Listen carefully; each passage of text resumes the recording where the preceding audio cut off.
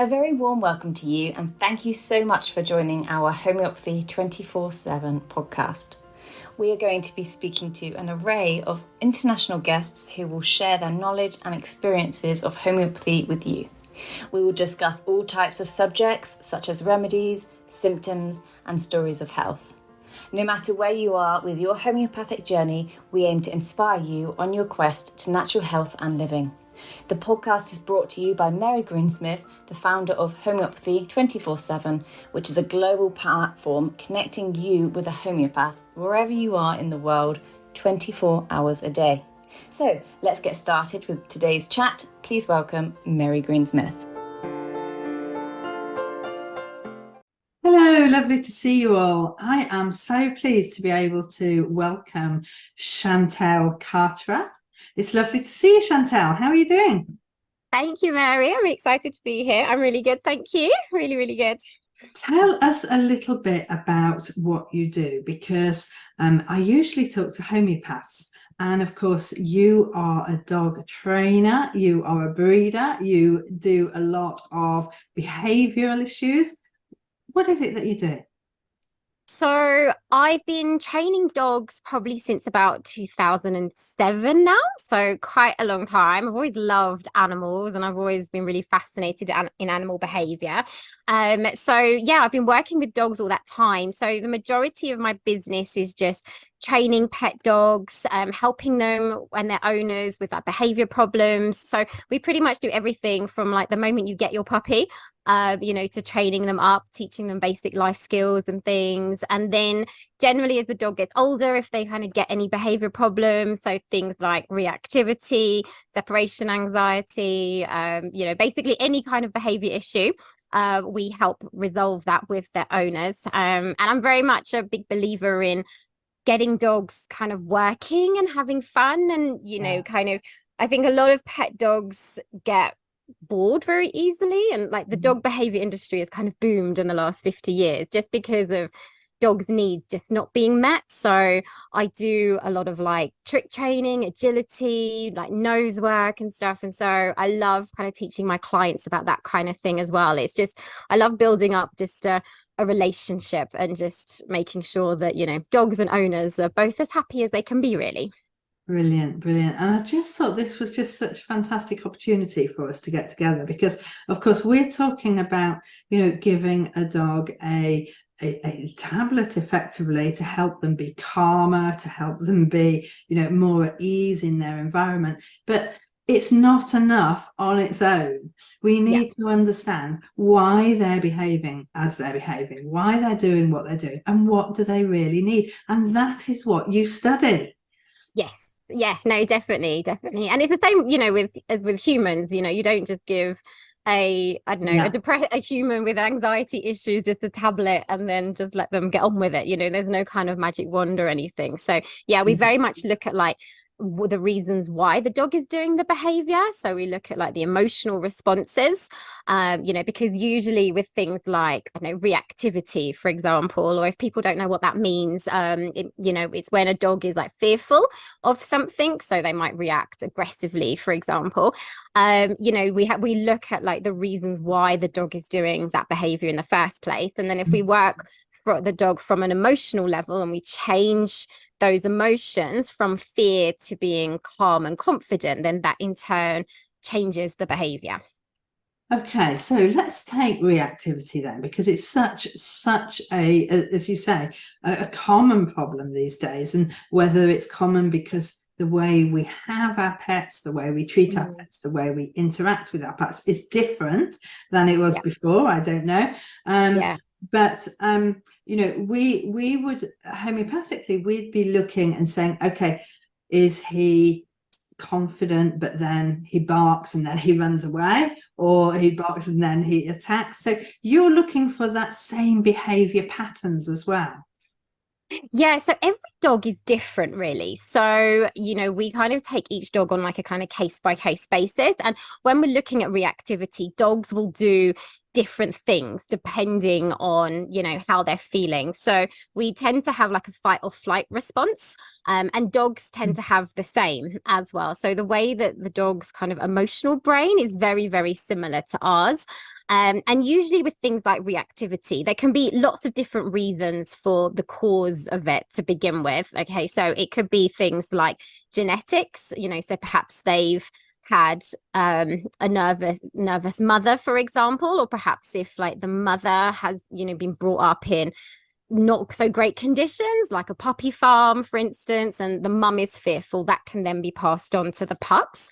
Quite often what the breeder does can have a big effect as well on like the dog's kind of personality as they get older. We see a lot of dogs that have been like that have had negative experiences with other dogs. So perhaps they've been frightened in the park by perhaps, you know, another dog just going for them, or perhaps another dog just bouncing around too playfully. And again, like dogs have different personalities, you know, so you'll get some that are like really confident and they're really social and they want to go and say hello to absolutely every single dog.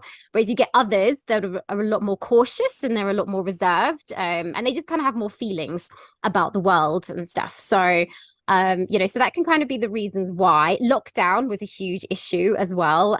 You know, I remember one of my border collies, he was adolescent during that time, and I'm in South Africa at the moment, and we had 3 months of like a really strict lockdown where we literally just weren't even allowed out of our properties or anything.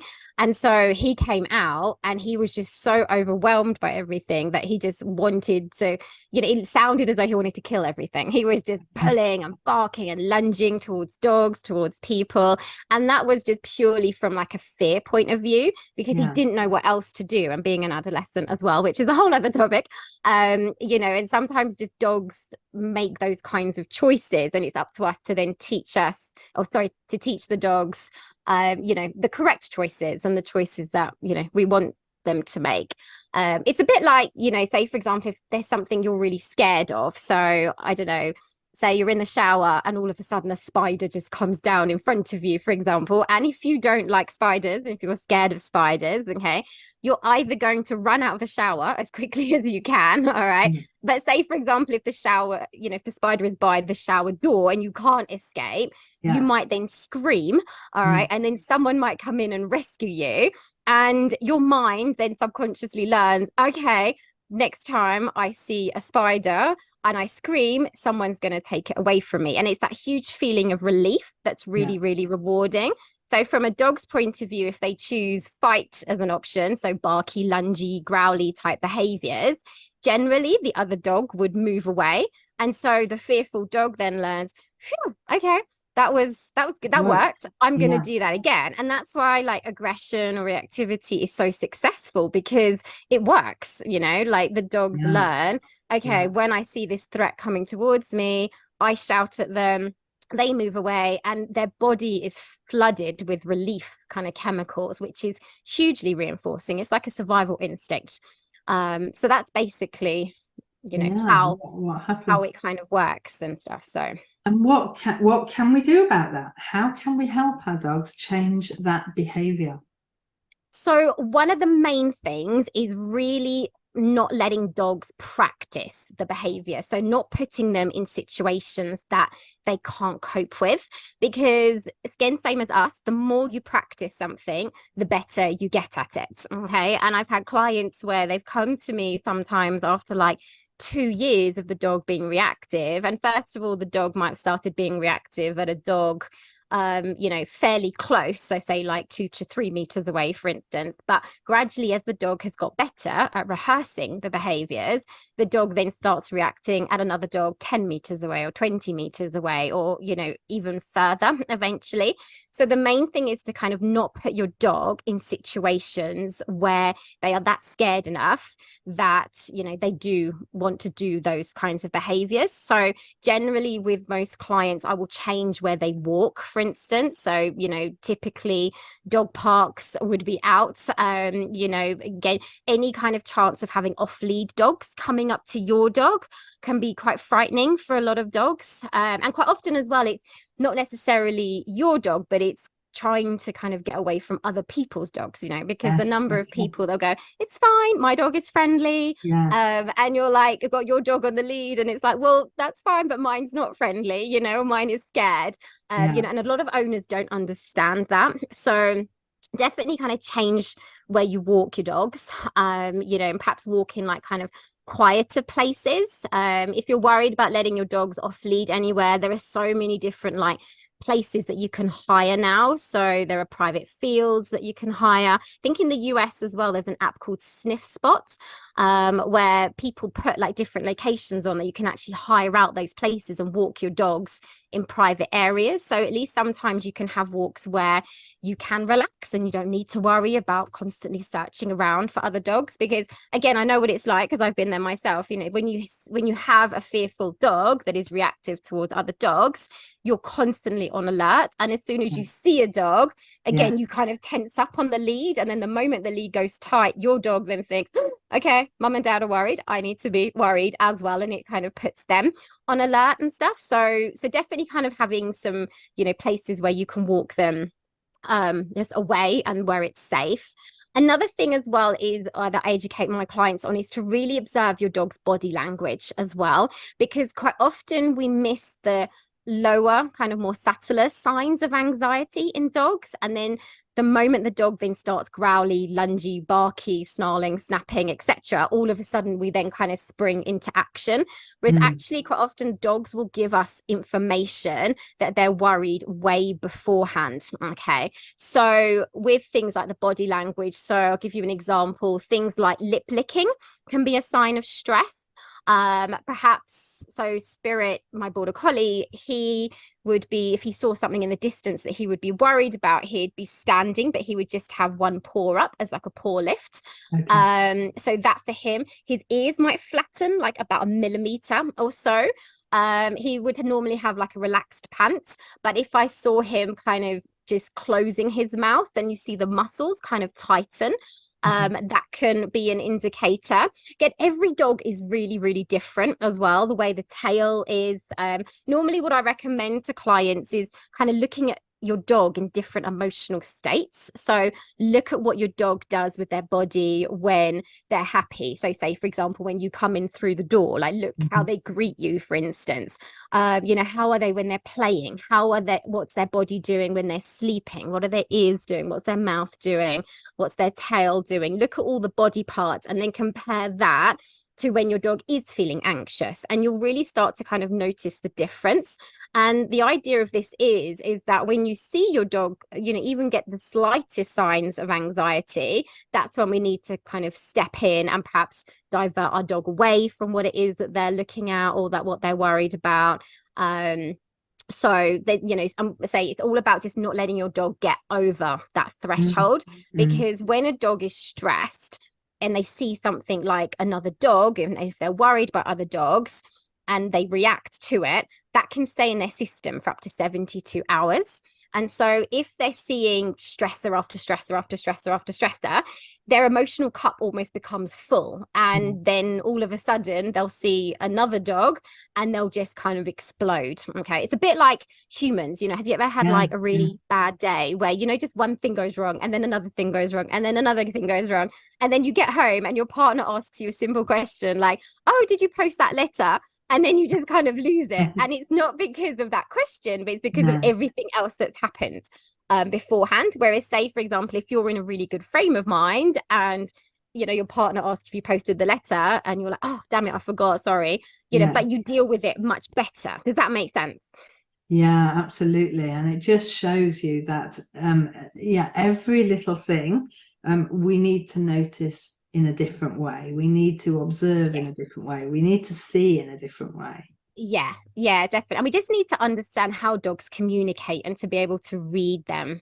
You know, we're quite verbal as a species, so we don't kind of notice a lot of the subtler signs in dogs unless you're actually really looking for it. But just reading your dog and just watching your dog in those kinds of situations, can be really, really useful. Just in a week, you will learn so much about your dog, and you'll just be able to help them much better, and they are trying to tell us that they're unhappy and they're worried, but it's very easy for us to miss if we don't know what we're looking for. It's a very interesting point, isn't it? Just a thought just suddenly came to me. If they're expecting us to notice these really subtle ear movements and lowering of the body, then they are doing that to us. And therefore they are picking up on our stress because they know exactly how we feel and react when things are happening. Yeah, absolutely. And when we're stressed, we do things that we don't even notice. They notice if our mouth moves like by a couple of millimeters, or they notice if your jaw tightens, or think they're absolute experts in body language. It's their main form of communication. So it's something that I hadn't even thought about before, but that sounds, just explains so much. Now, some dogs I know are more reactive if they're on a lead than they would be if they're not on a lead. Why would that be? So I don't know if you've ever seen like two sociable dogs meet when they haven't met for like the first time. So quite often, like they'll never kind of come up to each other head on. They'll always, say, for example, if you are in the park or something and your dog sees another dog, they'll always stop at a distance from each other first. And again, if you observe their body language, what they'll do is, if they are friendly and they are sociable, one of them will do something like they'll turn their head away, for example. Okay. And that tells the other dog, I'm not here to fight. I'm cool. I'm friendly. All right. And then that dog will look back, and then the other dog might look away, or there might be a loose wag of the tail or something. And if that goes well, then what they then tend to do is they arc around each other in a circle. And then they go to sniff each other's bums first, and then their faces. And then they'll either move on, or they might sniff at something together, or then they might engage in like play behaviors or something like that. Now, when a dog is on a lead, they're not able to perform those normal dog behaviors. And so what can happen is the dog then feels quite threatened, especially if they are on like a short lead and you've got another dog coming up to them. And so that makes the dog react because they can't move away. Their next instinct is to kind of fight back. Does that make sense? Yes, of course. It's really interesting, isn't it? And one experience that it wasn't my dog, my sister's dog. She has a large dog, and actually, because it's a large dog, she finds that other dogs are much more aggressive to it. Okay, yes. So as if so that must be a lot of good dogs who are scared of the large dog and they're really reacting and might attack, even though she's not aggressive herself. She's almost attracting aggression. Oh, bless her. What breed is she? I'm just trying to think, and it's a South African breed, so I'll think in a moment. A large the large lion dog. What are they? Oh, the Ridgebacks. The Ridgebacks. Okay. No, definitely. And again, if some smaller dogs are worried by bigger dogs, then they will use vocalizations, and you'll get some dogs that will go flying in there and then fly back out again. You'll get some dogs that just move away. Some dogs do have a flight, and they will see a big dog and they'll get scared and they'll like peg it and they'll run away. Again, every dog is different, but shame your poor dog. So are there things that, I mean, obviously, as well as walking, I know that you do a lot of agility and games and things like that, and just using your dog's mind. Do you find that the more that they can use their mind and do other things, that helps with behavioural problems? Yes, definitely. Like all dogs were originally bred to work for one reason or another, unless you get some of the toy breeds that were bred to, be companions. But the majority of our breeds had a job to do. And nowadays, as pet dogs, they don't have that job to do, but there's still those genetics still in there. So dogs benefit massively from making sure that their needs are met. And actually that's one of the things that we first look at when we are dealing with our clients that do have reactivity issues. We want to make sure that the dog's needs are being met, like on a daily basis as much as possible. So that will include things like physical exercise, mental stimulation. So that could be things like, enrichment. What kind of activities are they doing? Are they like getting their food all out of a bowl, for example, or is the owner doing any kind of training with them?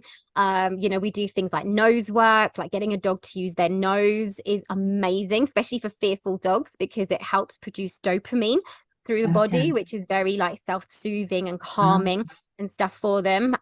We do a lot of like relationship kind of type bonding stuff as well with our dogs, because again, when you're dealing with a fearful dog, we want their owners to be the number one in their life. And quite often when they're out on a walk, sometimes the threat can be kind of too much, and we just need that bond between dog and owner to be super up there. So yeah, definitely, the more the dog's needs can be met, the better, because again, they're then going to be in a better state frame of mind as well. Again, same as us. If you think about, when we were like over lockdown, for instance, humans weren't able to perform a lot of like our basic needs, and the mental health issues went through the roof. And it's the same thing for pet dogs as well. We kind of control everything. We control when they're walked and how they're walked, what they're fed, how they're fed, who they get to go and say hello to, what they play with, what they can chew on, et cetera, et cetera. So I found with Spirit, my border collie, for example, his probably 3 favorite things are running, digging, and swimming. He absolutely loves those things. And I noticed he's in a much better mood when he gets to do those things. Whereas when he doesn't get to do them, then I can start to see him starting to get a bit more sensitive about certain things again. Or things like nose work and stuff is also amazing. I noticed a big difference with him when I started doing nose work with him as well. It really helped to just calm him down. So again, it's all about noticing, isn't it? It's all about noticing exactly how your dog reacts to different situations and helping them feel more at home, more at ease in their environment. Yeah, definitely. And every dog is different as well, so it's not a case of one size fits all. We have to look at the individual dog. It just to me, it just makes absolute sense, and it seems that it goes so well with everything that we say about homeopathy. And are there now, we have little courses for people to learn about how to use homeopathy for their dogs. Do you have courses about behavioral issues or extra training, things like that?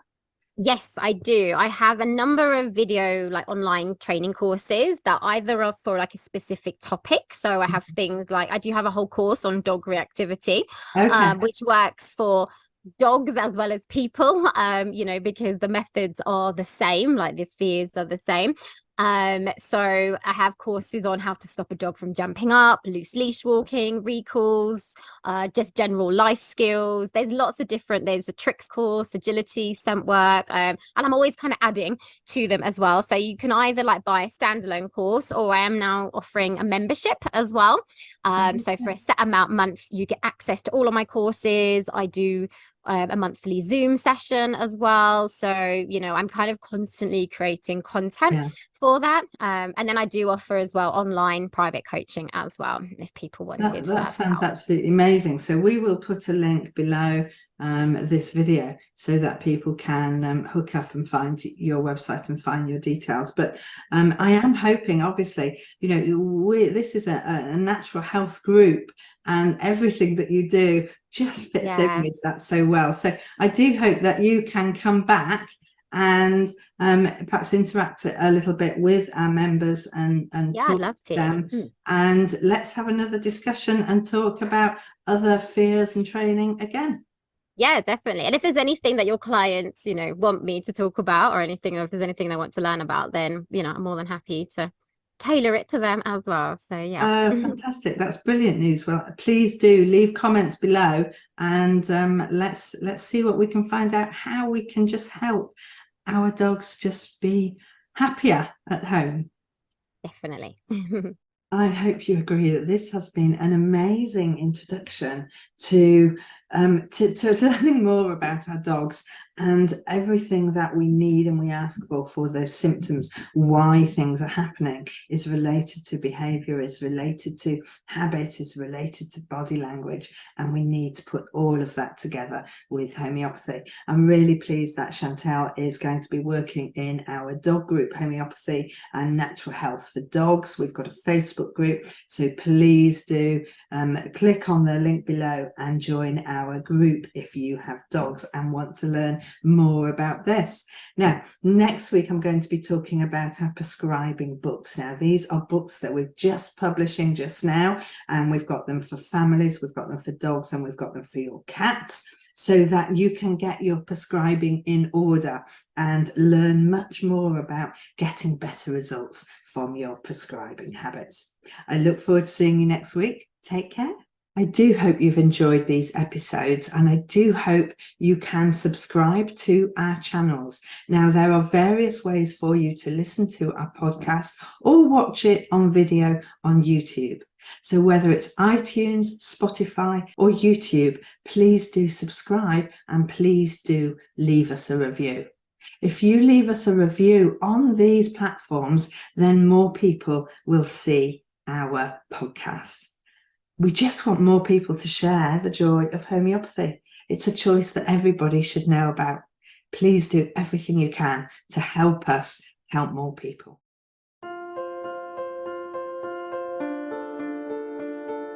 We hope you enjoyed today's episode and look forward to listening to our next one. Please don't forget to follow our podcast on your chosen channel, and please do leave us a review so we can continue to share homeopathy with as many people as possible. If you do have any questions, please do reach out to us on any of our social platforms mentioned in the show notes. We at Homeopathy 24/7 hope to empower you on your natural health journey.